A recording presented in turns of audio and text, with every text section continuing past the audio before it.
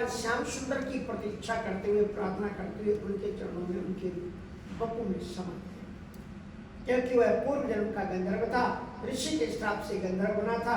भगवान श्याम सुंदर ने उसे मुक्ति प्रदान की। वो भक्तवत्सल भगवान की जय। कहते हैं इस घटना को गोप ग्वाल वालों ने अपने घर जाकर के 1 वर्ष बाद कहा। तो परीक्षित जी ने पूछा, महाराज उनके तो घर वाले रोज आदते से ही बच्चों की प्रतीक्षा करते थे कि कब वो लौट करके आए, आज बताएंगे भगवान श्याम सुंदर ने ये लीला की, ये लीला की, जंगल में कौन कौन सी गौ चारण लीला भगवान की हुई है, तो बताएंगे। तो वो तो शाम को आते से ही बच्चे जो ही उनके गाय चरा करके आते थे और आते से ही घेर लेते थे, बच्चों को कहते थे आज क्या किया, आज क्या किया। ये इस घटना को 1 वर्ष बाद क्यों सुनाया? कहा भगवान ने अत्यंत दिव्यतम एक लीला की। भगवान श्याम सुंदर उसको मारने के बाद में गोप ग्वाल सखाओं के साथ में जमुना जी के तट पर आए और सभी ने अपने अपने जो कलेवा था वो निकाल लिया। अब देखो वो सर्प के अंदर रहा हुआ था, उसमें तो जहर बुझ गया, लेकिन भगवान श्याम सुंदर ने कहा सभी निकाल लो। सबको निकाल करके जो ही भगवान ने अपनी अमृत श्रावणी दिव्य चक्षु से देखा तो उसके अंदर का श्राप जो जहर था वो तो सब नष्ट हो गया। अब सभी ने अपने अपने प्रसाद को निकाला है।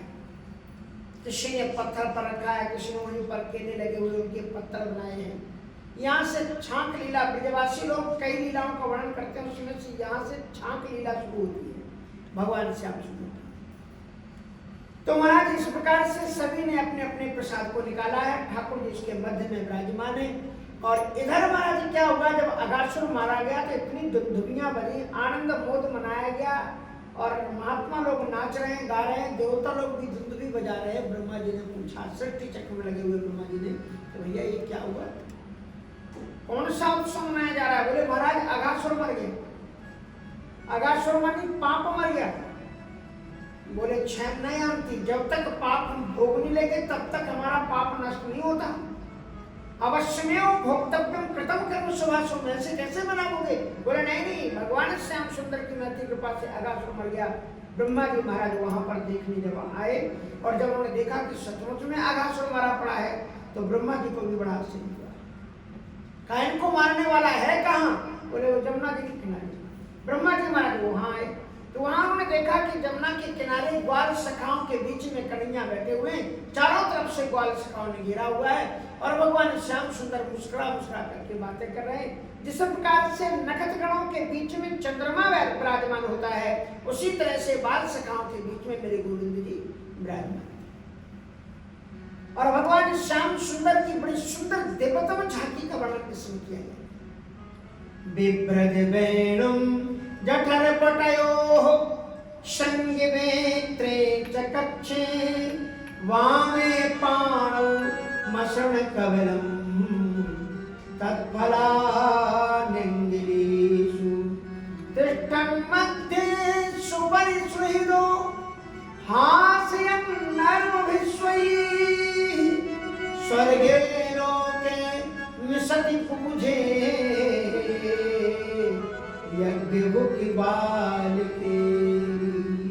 विप्रत वैणम जठर पटयो संगीते चक्के। भगवान श्याम सुंदर ने अपने कमर में पीताम्बरी कसी हुई है और उसमें उन्होंने अपनी बांसुरी को खोसा हुआ है। संग वेत्रे च कक्षे, और एक संगी, संगी आप जानते हैं ना, जैसे कि जो अभिषेक करते हैं वो तो संगी होती है। तो ग्वाल सखा जब गाय चराते हैं तो ठाकुर जी भी अपनी संगी रखते हैं, क्योंकि गायों को बुलाने के लिए वह संगी से नाम पुकारे होते हैं, सारी गाय रवाते हुई दौड़ती हुई चली जाती है। संगी वेत्रे च कक्षे, तो एक बगल में उन्होंने संगी को दबा रखा है और एक बगल में जो कक्ष जो वेत्र है, वेत्र को ठाकुर जी लेकर के चलते हैं।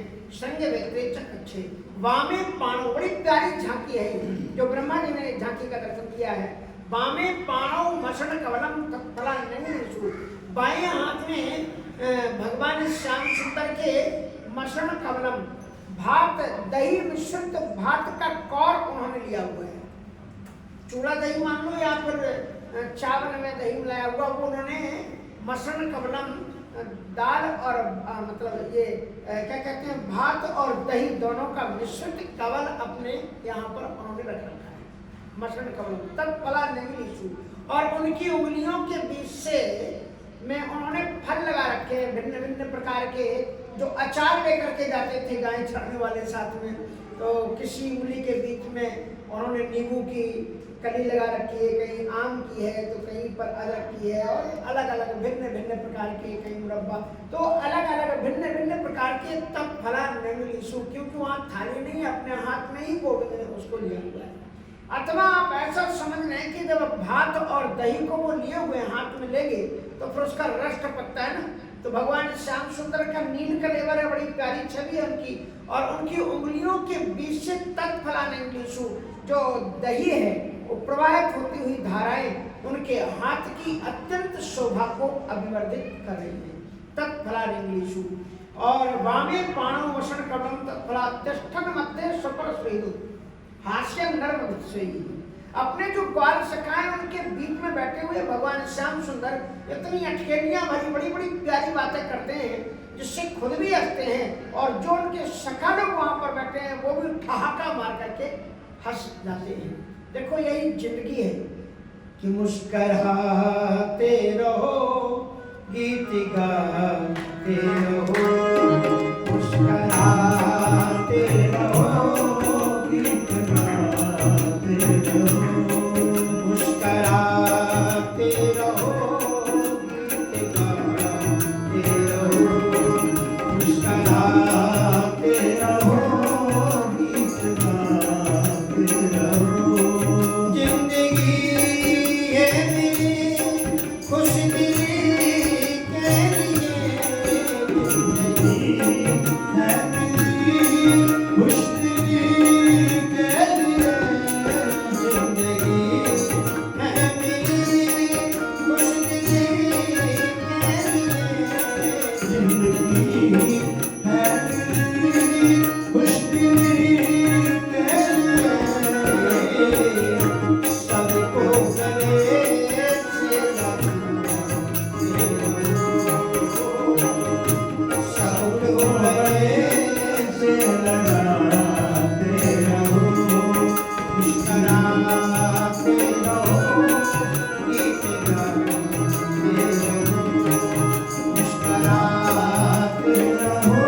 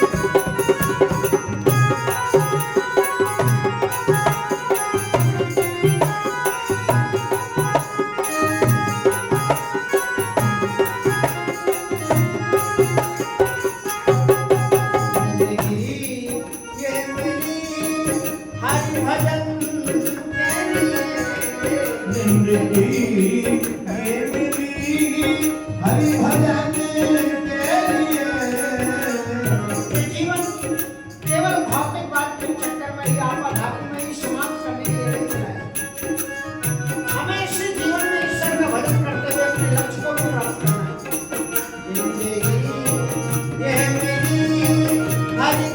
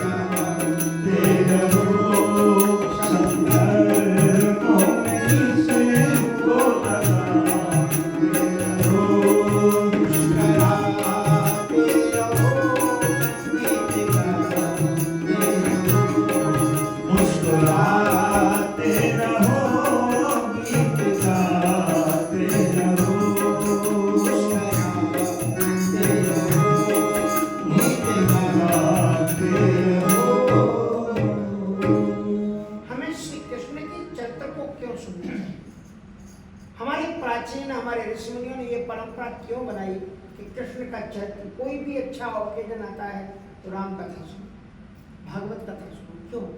क्योंकि ये दो महापुरुष ऐसे हैं जिन्होंने अपने चरित्र के माध्यम से हमें आपत्तियों में भी मुस्कुराना सिखाया है।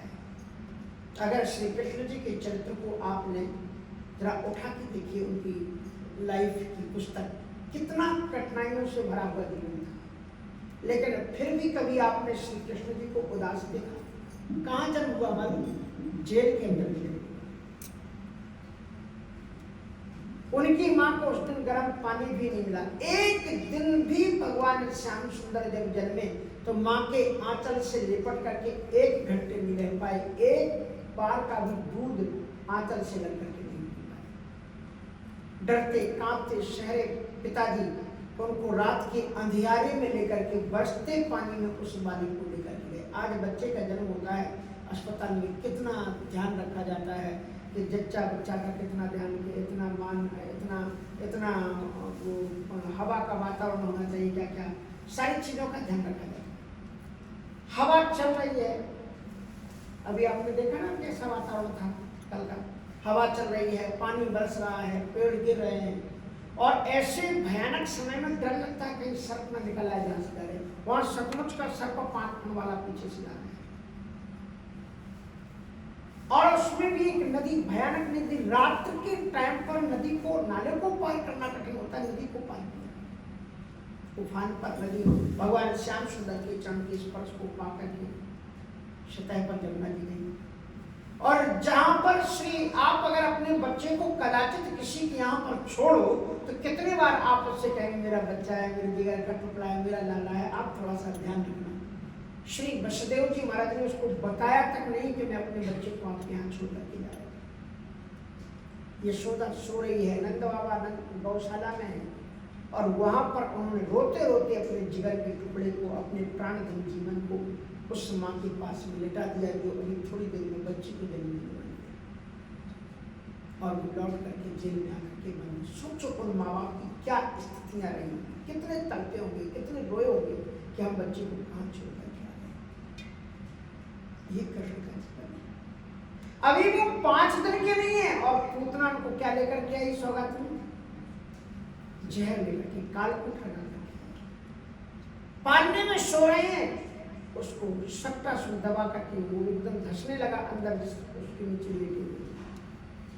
आकाश में वायु उड़ा करके तनावत ले गया, बत्सा सुनाया। कितने भयानक भयानक कष्ट उनके जीवन में आए। फिर भी आप श्री कृष्ण का चित्र देखो, बंसी विभूषिति करान नवनीदाभा पीतांबरा दरुण बिंब हलाधरो पूर्णेन्दु सुंदर मुखा दरविंद नेत्रा कृष्णात् परम किमपि तत्त्वमहं न जाने। बिंब फलाधरो, श्री राम के और कृष्ण के चरित्र को उठा करके देखो। श्री राम जी का चरित्र, अभी वो केवल 15 वर्ष के, एक बाबा जी आ गए। शुरू में यज्ञोपवीत हुआ एक बाबा जी के साथ में, गुरुकुल में चले गए।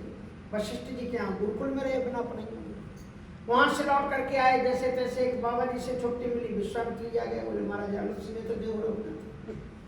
जैसे तैसे शादी आदि हो करके आए तो फिर माता जी ने कहा फिर वन को जाओ। कितनी कठिनाइयों में जीवन भरा हुआ है, लेकिन नमले वनवास दुख था मुखाम भुजस श्री रघुनंदन में सदास्तु सा मंजुल मंगल प्रदा। जीवन में कितने भी कठिनाइयां आए भी है, मुस्कुराते रहो। यही सिखाया है राम के चरित्र में, यही सिखाया है श्री कृष्ण के चरित्र में।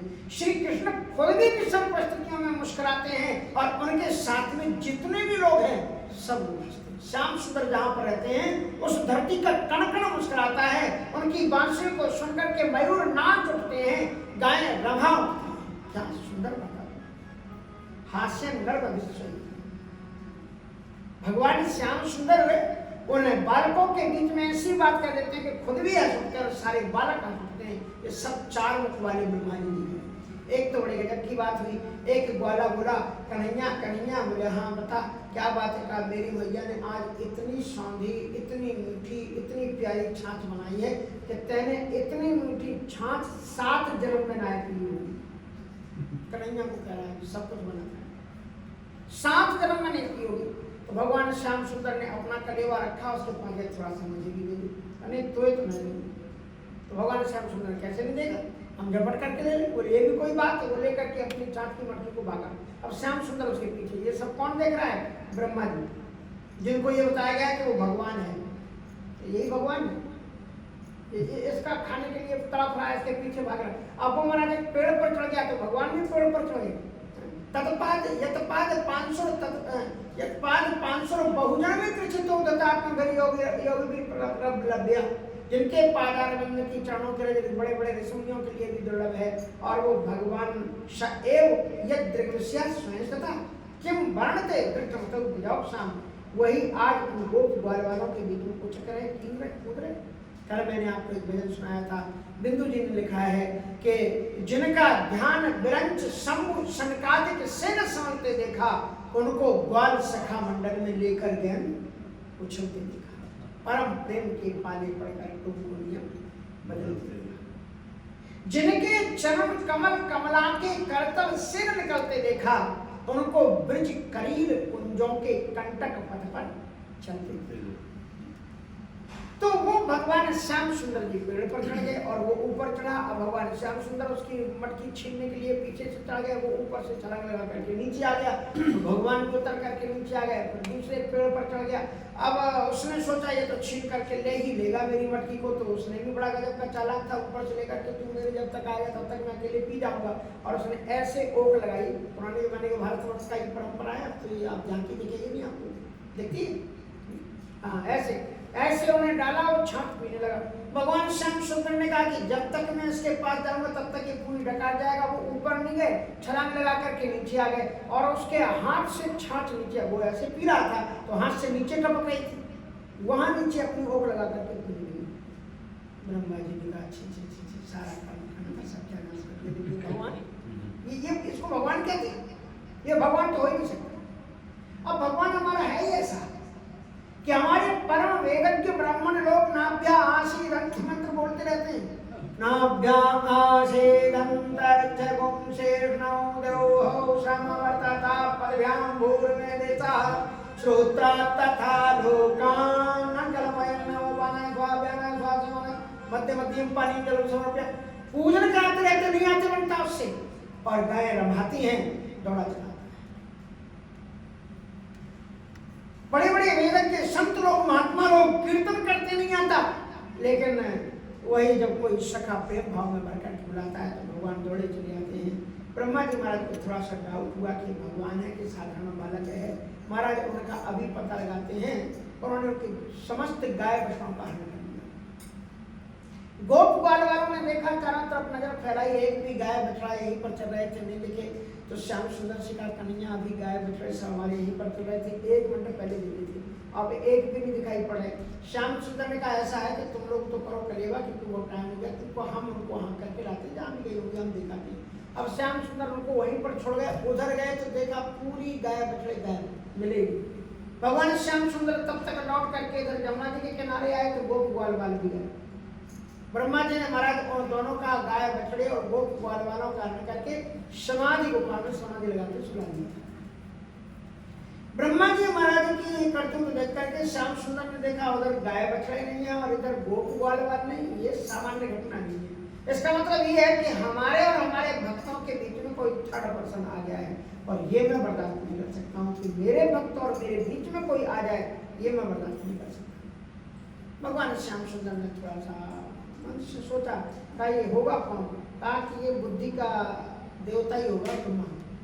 हाँ, इसलिए ब्रह्मा को ये बड़ा अभिमान है कि मैं सृष्टि करता हूँ, इसलिए टिट फार पैट सटे साठ्यम समाचार जैसे को तैसा इनकी भाषा में ही मैं इनसे शास्त्रार्थ करता हूँ। और देखो शास्त्रार्थ जब किया जाता है ना, तो जो भाषा में अगला बोल रहा है उसी भाषा में बोलूँ, ये नहीं कि वो अंग्रेजी बोल रहा है और तुम संस्कृत मानने लग जाओ, वो संस्कृत बोल रहा है तुम अंग्रेजी बोलने लग जाओ, ये पर कोई सब्सिट्यूट फॉर जो भाषा है।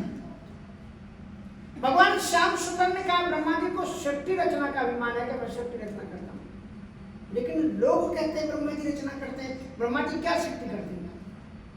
केवल भ्रम फैला रखा है, क्योंकि पहले पंच तत्व तो पहले से विद्यमान है, पृथ्वी जल तेज वायु आकाश ये पहले से है, मन बुद्धि चित्त अहंकार पहले से है, और उसके बाद में जीव के कर्म पहले से रहते हैं। ब्रह्मा जी महाराज कोई सृष्टि नहीं करते, केवल कल पुर्जों को जोड़ देने वाले मैकेनिक हैं, लेकिन उन्होंने सोच रखा है कि मैं सृष्टि करता हूँ, आत्माएं पहले से विद्यमान है तो बनाते क्या है? पंच तत्व जिससे शरीर बना है वो पहले से है, पृथ्वी जल तेज वायु आकाश, क्योंकि ब्रह्मा जी महाराज ने जब सृष्टि क्रम में पढ़ना तो उनको पहले से ही वायु और हवा तो पहले से ही मिली है उनको, जब आपको सूक्ष्म जगत, तो इस प्रकार से उनको सृष्टि केवल कल पुर्जों को जोड़ देने वाले मैकेनिक हैं। उन्होंने अभिमान हो गया कि मैं सृष्टि करता हूँ।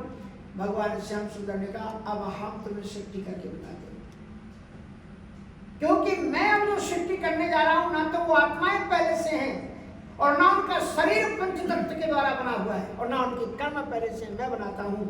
और फिर भगवान श्याम सुंदर ने दिव्यतम लीला की, यावद वत्स पवत्स काल्पक वपुर यावद करांधारिकम यावद यट विशान वेणु दर्शिगी यावद विभूषांबरम यावद शील गुणाविधा कृतवयो यावद विहारादिकम सर्वं विष्णुमयं गुरुं वदिशा सर्वस्वरूपो भूत।